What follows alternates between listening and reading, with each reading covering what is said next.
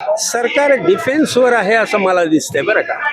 ज्या अर्थी त्यांनी जंतर मंतरलाही परवानगी दिली किंवा आताही देत आहेत, त्यांना ही भीती आहे की हा क्षोभ जर फुटला तर अनर्थ होईल, म्हणजे सरकार को ले डुबेगा अशी परिस्थिती होऊन जाईल. त्यामुळं ते काय करतायत, टेस्ट नंतर टेस्ट करतायत की दिल्लीला परवानगी दिली, कमी मुलं जमली, ठीक आहे. पण मुलांचा जो विश्वास आहे तो वाढलेला आहे असं मला इथं आल्यानंतर दिसलं.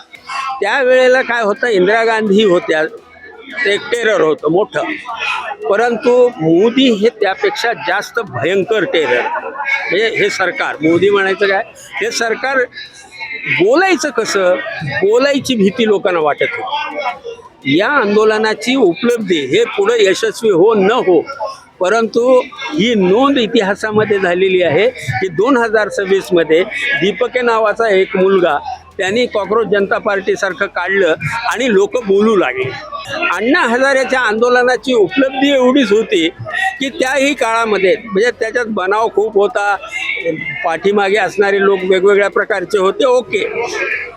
मला ह्या आंदोलनामध्ये अशी उत्स्फूर्तता दिसते, तशी उत्स्फूर्तता त्याच्यात नव्हती. त्याच्यात मॅनेज केलं गेलेलं.